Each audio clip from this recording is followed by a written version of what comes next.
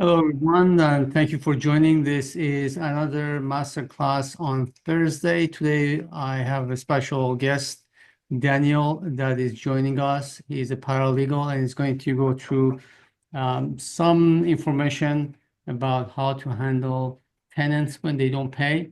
They don't like to pay.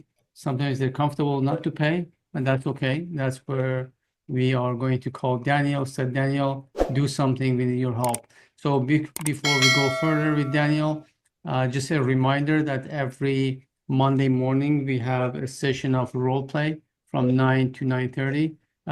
Don't forget the master classes happen on every Thursday right now at 10 o'clock.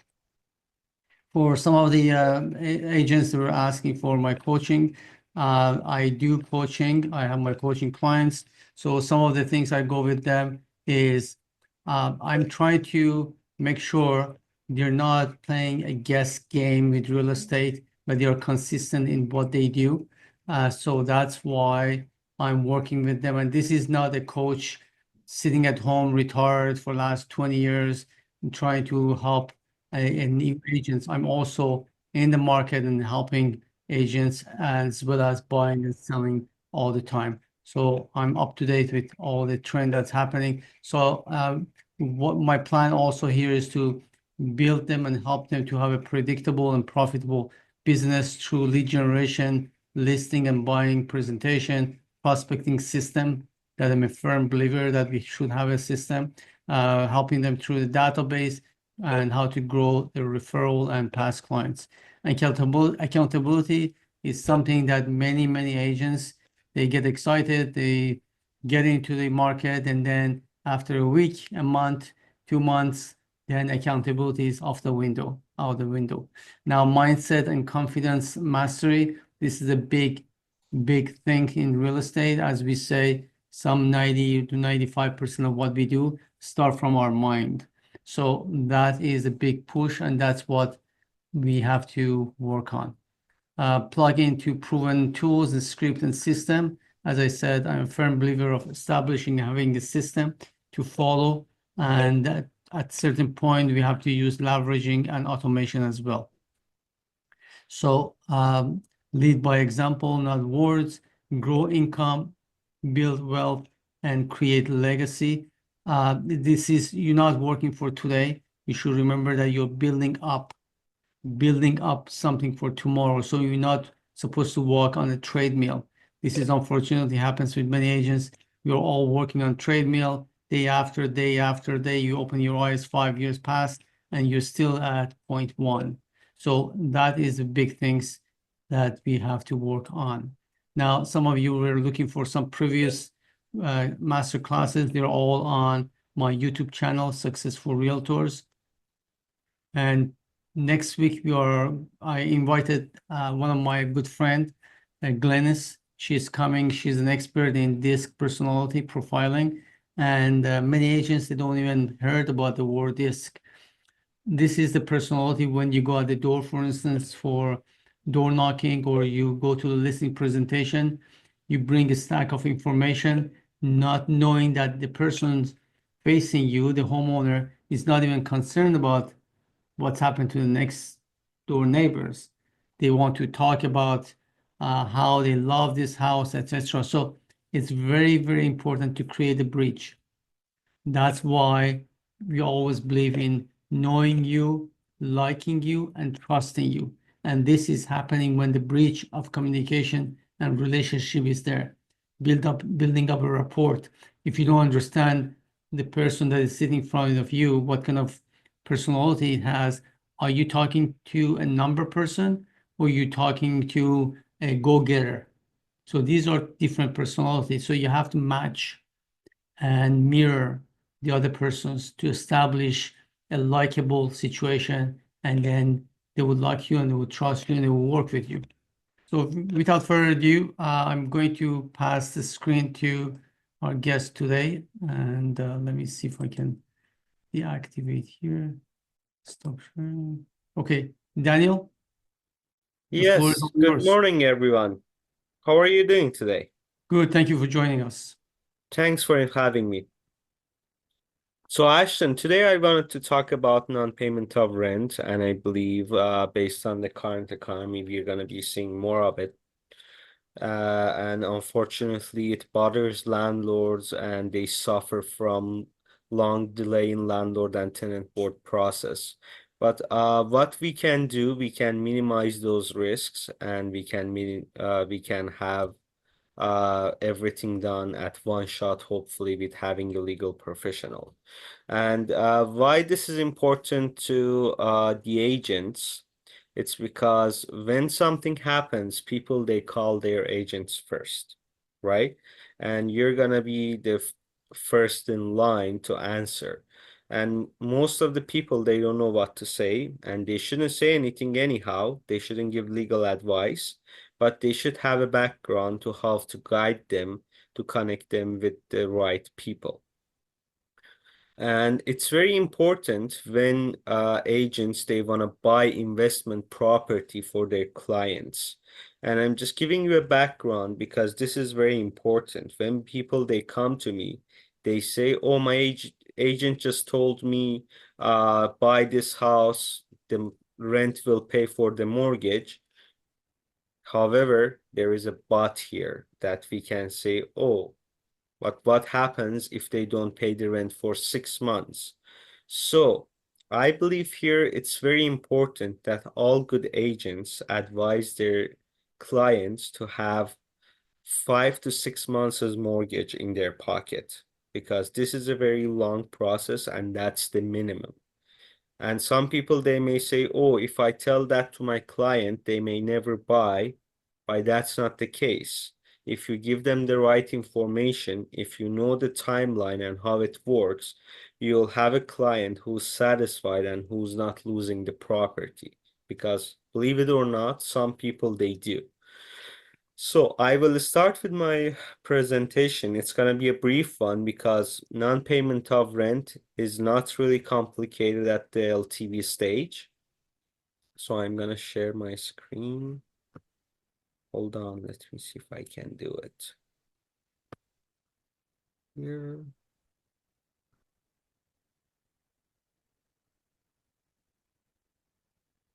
Where is it? Hmm, Share.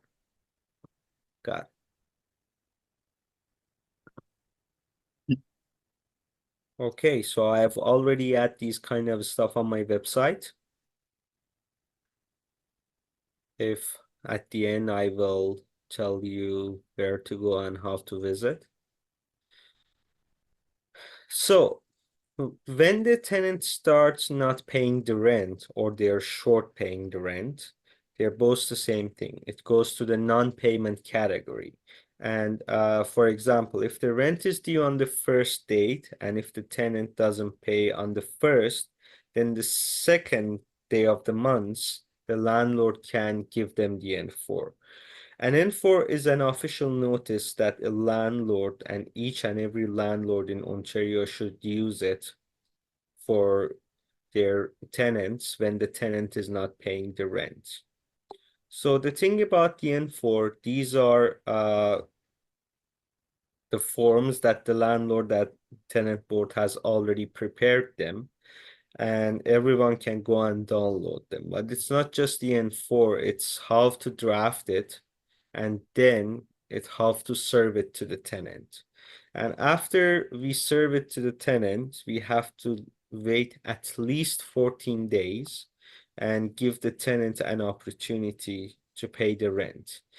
And if the tenant pays the rent, the N4 is gone. It means that no N4 application exists anymore.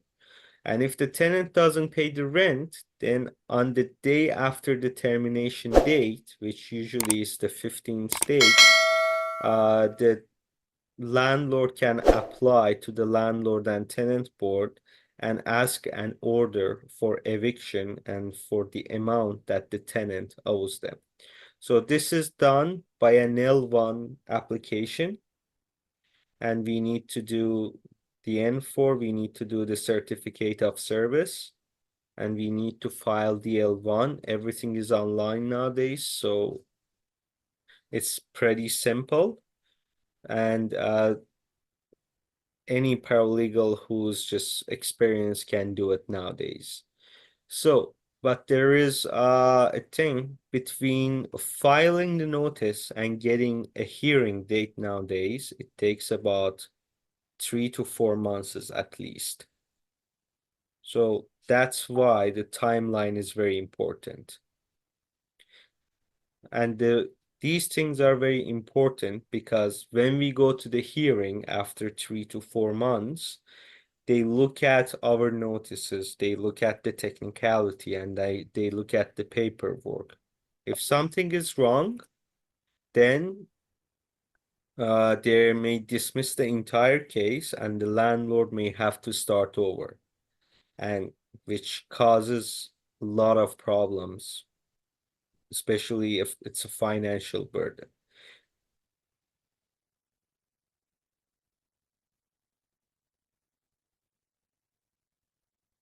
I think we missed.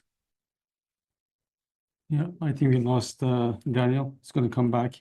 Now, what I was thinking, actually, that's a question for Daniel. I'm going to ask him later on, as soon as he is back, is did they, and this is where I hear a lot of landlords failing. The tenant doesn't pay first day, they wait until a month to see what's happening. That is incorrect. So immediately the day after the landlord noticed that the money is not in the bank account, then he should send a N4. Now, I was about to ask Daniel as he's back some questions. I think he's back.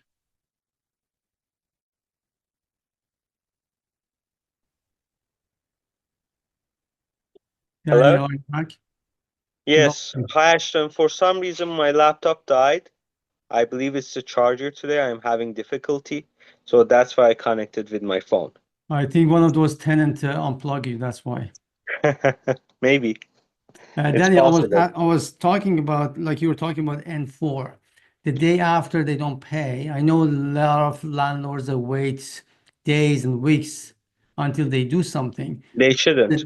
No, They the shouldn't. day after they should send the tenant N4. Now, this is the legal procedures. Now, sometimes in reality, relationship and so on is different than practicality. So if my tenant doesn't pay, I call him, say, hey, buddy, you forgot to Right. pay. Oh, okay, I'm late one day. So in reality, I'm not going to send him N4 because N4 is very blunt action. Rather than I try to keep it personal and relationship, rather than cut him off, go straight head to head with him with N4.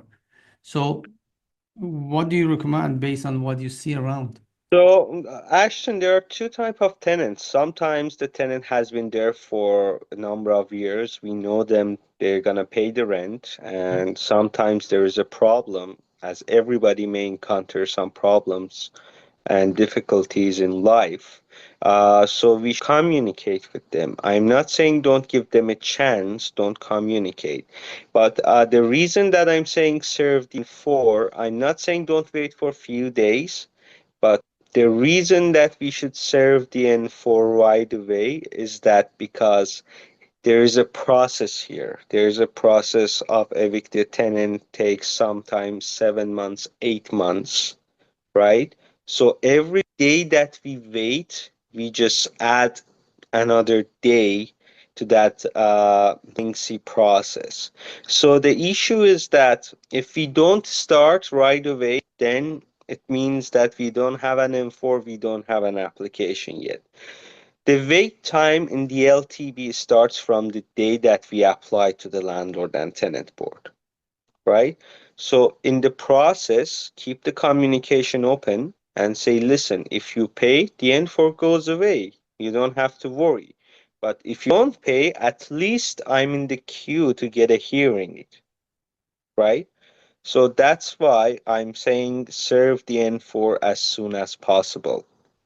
It doesn't have to be the day after, But some landlords, they come to me and say, Daniel, my tenant is not paying for the last 6 months, and they're just paying 1,000 here, 2,000 over there, and they owe me 10,000 already, 12,000 already, Mm.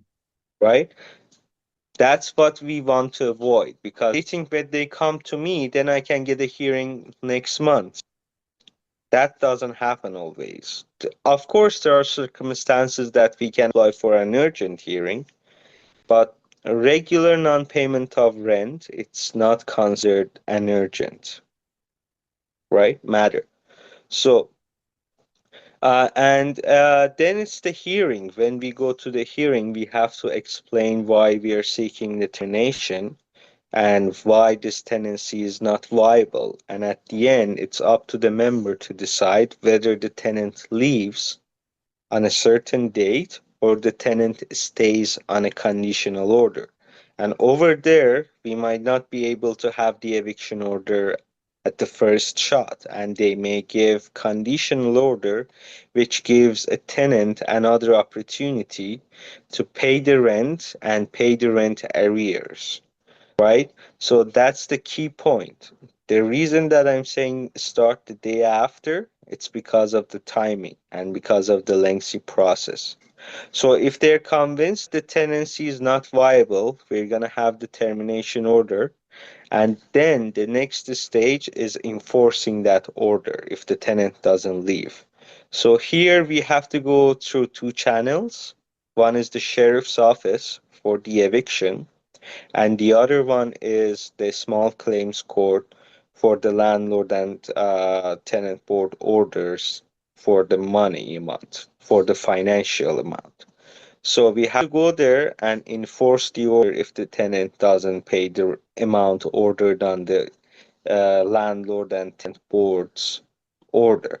So that's why it's important. And usually the tenants will not come up with a lump sum of, for example, $20,000, because if they were able to pay their rent, we wouldn't be here already. So that's very important. We have to get the order and we have to make sure we file it with the sheriff's office, because again, that's an roughly it differs from jurisdiction to another jurisdiction, region to region, but usually it's 2 to 3 months wait time, right? So that's why the timing is important, and having a legal professional on your side is important. If there is any questions, I can answer them, and or if not, I can add more comments to it.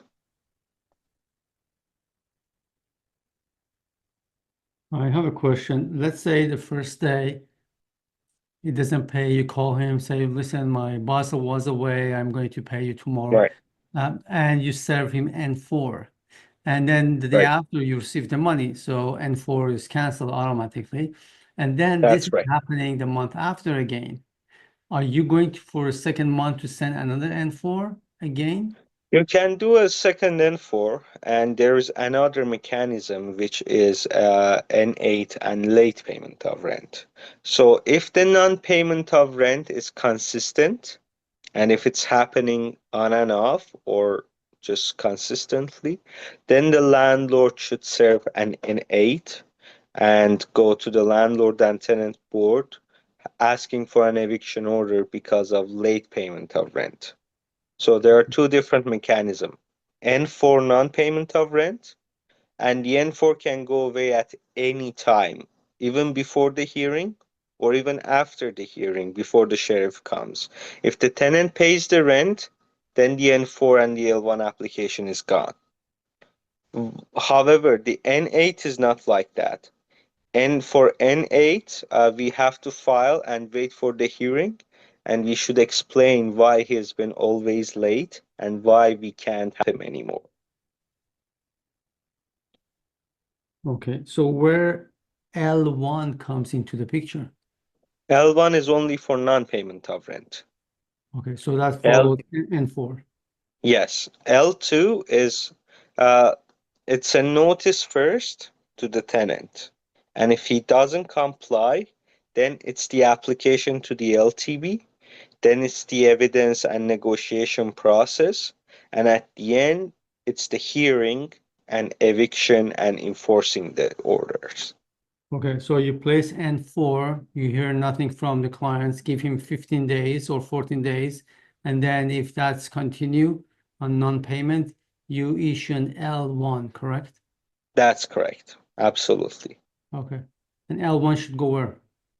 L1 should go to the landlord and tenant board. When you file it online, it goes automatically to landlord and tenant board and it opens up an application. So from there, and sometimes landlords, most of the time for L1 specifically, it gives them an option to choose their hearing block, choose their hearing date. So, for example, if I file one today, like the day after, it gives me an option go and schedule my hearing for the like in next 3 to 4 months. This earliest availability that they have on their system, right? So that's very important. That's what I'm saying. The landlord should have a backup of 4 to 5 months' mortgage because it doesn't matter if we have a bad tenant or sometimes I've seen tenants that they've been living there for 10 years and now because of the current economy they can't be rent and they're being evicted for that, right? It's not that they don't want to pay rent. They don't have the ability to pay rent. And that's why the landlord needs to have the financial backup so they don't get stressed a lot. At any point, it's stressful. And imagine being a landlord and not having the funds to pay the mortgage and waiting for the landlord and tenant board. Imagine how stressful that can be. Is the court up to date now with in terms of waiting for 3, 4 months or 8 months It's or 3 to 4 months, yeah, but that's until we get a hearing date. Then it's the member issuing the order, and then it's going to the sheriff's office. That adds to the process, right? That's what I'm saying. 6 to 8 months is the average, and sometimes they don't give the eviction order. They give the tenant another chance. And sometimes a lot of people they do the paperwork themselves. They think it's just simple forms and applications, and there are some minor issues that it can lead to dismissal of the case, right? So that's what something that the landlords and the agents they want to avoid. yeah, I find it a little bit funny that the court would dismiss your case because you forgot to put the postal code or proper Yeah, address there. Would that change the reality of tenant not paying? it And wouldn't it would not change the reality, but as I said, they're very strict with the rules and they have to stay with their jurisdiction. And the thing is that if there's no, when the sheriff comes, they should know where to go. So the rental uh, address is very important. That's why it has to be complete. And sometimes people they rent out their basement and they don't mention the word basement on the address, right? So that can create problem too because it's not the same house. It's the basement unit.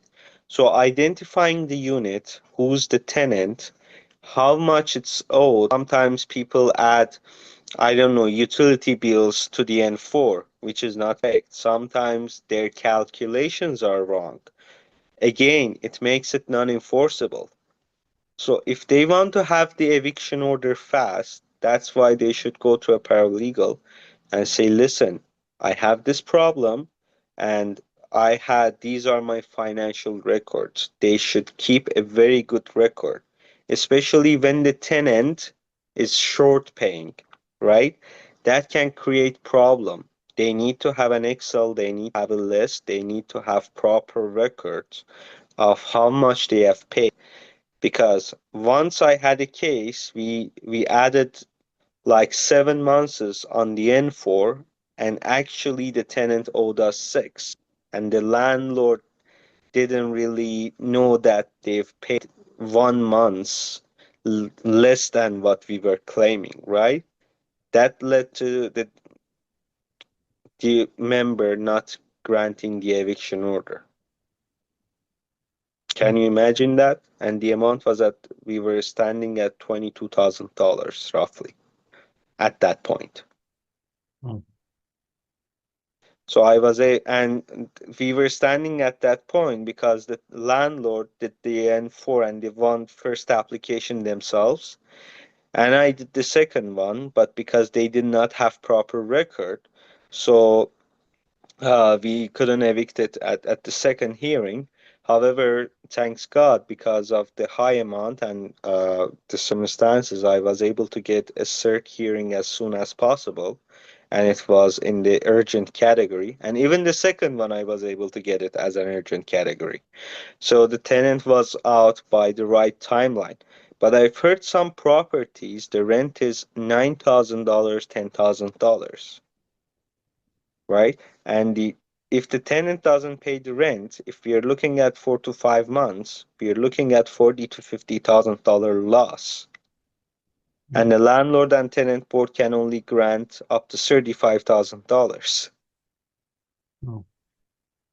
Yeah, if your client has a bigger unit, bigger property, then it's more challenge.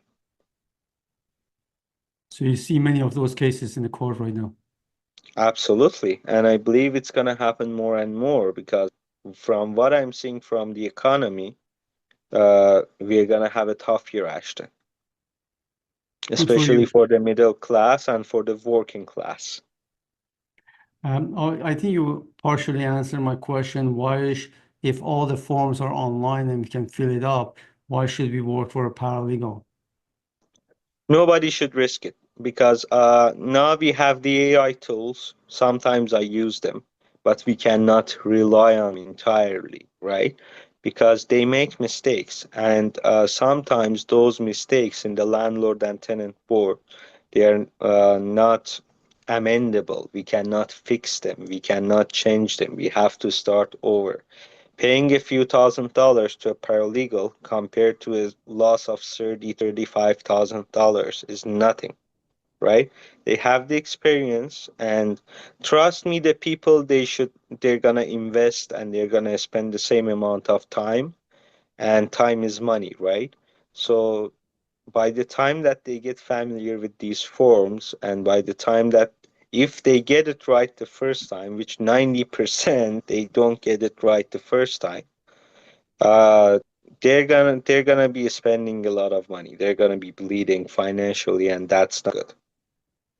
Any tip you can give us in terms of, like, many of us, we put house on the market to rent and then we come across a tenant, we do our due diligence, but is there anything that you can see that sometimes we miss in the form of um, new tenants' attitude or documentation that we overlook and you see it every single day?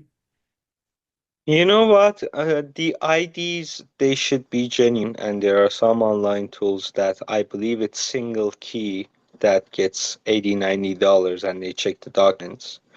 So that's very important to have valid documents, not only the photo of the ID, because these things they can be photoshopped, manipulated, and they can be fake. So we need IDs, proper IDs. We need to make sure that the income source and the uh, salary that they're claiming, it's genuine. We shouldn't just rely on the letter. We shouldn't call the person who they're claiming it's their boss, right? We should do our own homework. So we can set up a session for tenant screening if you want, because it's not just one or two tips, right? It's a lot more than that. It's a process, as you know, only because I know you're a professional and you've been doing this for a long time. So you know better than me for sure.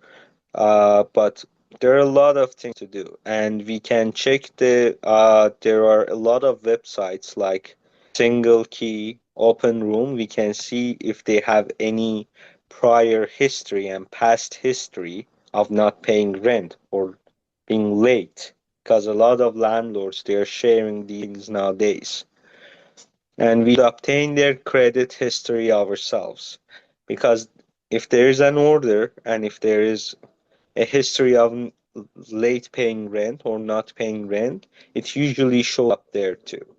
So we should be careful, and the most important thing, we should protect our interest and we should protect our investment. We need to have the financial support just in case if the tenant doesn't pay the rent, we can just wait for 6 months or 7 months to have them out.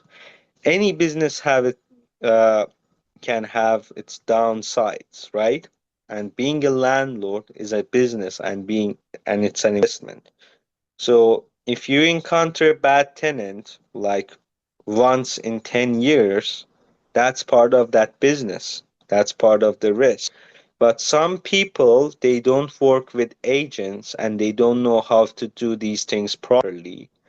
And sometimes some people, they don't care, right? They just collect paperwork and they say, oh, they have income, they're good people, that's it. But no, we need to do more digging always. So we need to minimize the risk. The risk doesn't go away. We have to minimize the risk. And there is a very helpful website for agents and for landlords that they can go to. It's Landlords Self Help.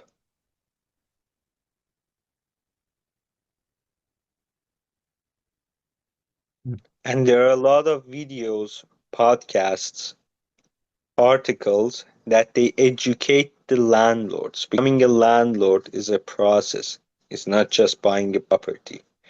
Some people, they may have the money, but trust me, they don't want to become a landlord. Some people, that's what they want to do, and they should educate themselves. To earn a 50, 60K salary each year, some people, they go to university and college for 4 to 5 years. So for having a 50, 60K revenue from a rental property and just having $1 million at the stake, I believe people, they should educate themselves more with the laws and with the process. I agree. Last question. Anyone that is falling into non-payment tenant or any record that is created for the bad tenant, is it the public access information It for? is. It is the public access. Sometimes some landlords, they may share it with the other platforms, which makes it easier for us to do. But sometimes we just need to email the landlord and its board, and we can find it from there. But Ashton, there is one point. Sometimes they're in the process of being evicted. So there is no public record yet, right? So that's why I say we need to do more digging, because if they owe the landlord 30,000 already and the eviction order is not out yet, there's a chance that we're not gonna find out Hmm. because they're in transition going from their current home to their future home, right? So this can be tricky here. Yeah. Anyone has any question? Just unmute your speaker and you can talk and And ask. sorry, Ashton, that's why you need to go and talk to the previous landlord yourself. You need to do a PIN check or a title ownership check, and you need to find the landlord directly if possible. Hmm. Anyone has any question for Daniel?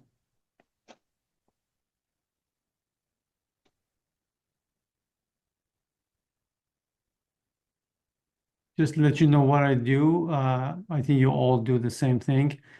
If you get their ID, you should get the tenant's ID.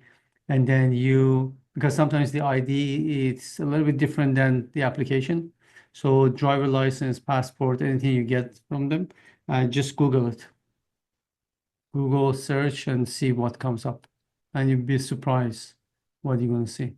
I had many of those cases, murder, trafficking, gun trafficking, whatever. So these kind of things might, I know it happens sometimes. yeah. So do you So recommend Ashton, to work with any of these companies such as Open Room and to get them qualified our tenant? pardon me? Do you recommend us to work with any third-party companies such as um, Single Key or Open Room to qualify the tenants? I haven't worked with them so far, but based on what I see from them and their presentations, uh, they're good companies and they're reliable, but to an extent, not that we should rely on them entirely, right? We Mhm. should have them to check the IDs, we should have them to do some diggings because they give us the credit history and they get it from the credit bureaus themselves and then they provide it to us so we can make sure that's genuine and that's not manipulated, I that's see. not touched. So that's very important, yeah. And if people they have any questions later or if they want to check out my website, it is ylslegalservices.ca and my phone number is 647-544-3247, and that's my cell number. I'm always available to the agents, and they can call me anytime. Thank you very much, Daniel, for your presentation. It was great. It's always good to know what's happening right now, and sometimes you forget all this information, and it's always good to renew and understand what's going on. Thank you for joining us, and looking forward to see you next few months. Maybe there is something new coming with Tenancy Act and landlord. Absolutely. Thanks for having me, Ashton. Thank you. Have a good day. Bye, You everyone. too. See you Bye. next Thursday.